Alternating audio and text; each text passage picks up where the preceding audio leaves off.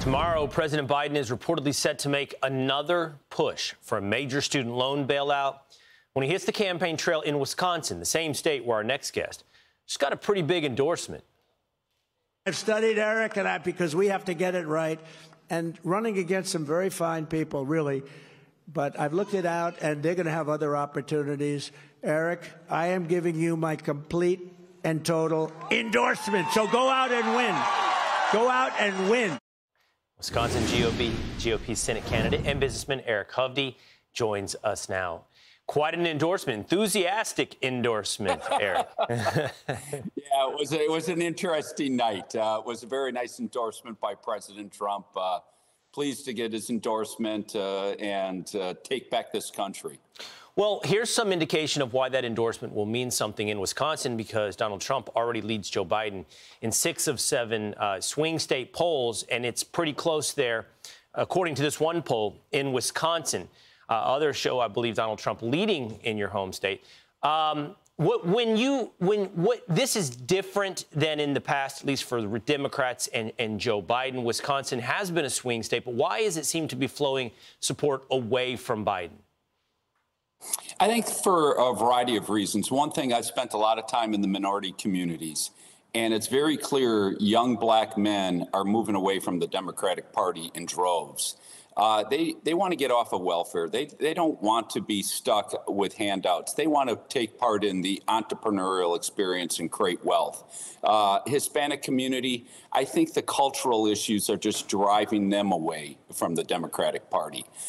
So I think there's a broad base of people. And then the young, a lot of young people just do not like Joe Biden. I have a 25-year-old daughter. She has many, many friends.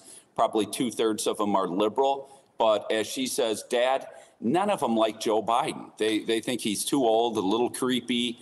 So I just think he's losing massive amounts of support that he had back in 2020. Well, the polling reflects what you think. It reflects that he has dropped in the black community down from something like 90% to 68%. Latino support has dropped. But importantly, as you point out, the youth vote as well. I believe, according to most estimates, it's gone down from 61% support down to about 50% support. And that's what this student loan forgiveness plan seems to be addressing, the constitutionality of which will be answered in the future. I mean, it has already been answered, at least in part, when attempted to be applied. We'll see about these new applications of executive authority in forgiving student loan debt. But in terms of popularity, Eric, do you think that's going to work with him and the youth?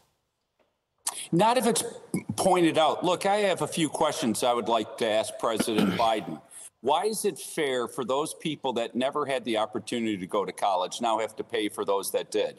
Why is it fair for those people that worked their way through college or their parents worked hard to put their children through college and now have to pay for those that are getting the student debt relief? How about the fairness of people that took on debt and then paid back that debt and now have to pay again? And lastly, as we know, the greatest amount of student debt are those that go on to get a medical degree or a law degree, and they get the benefit of higher income through the rest of their life.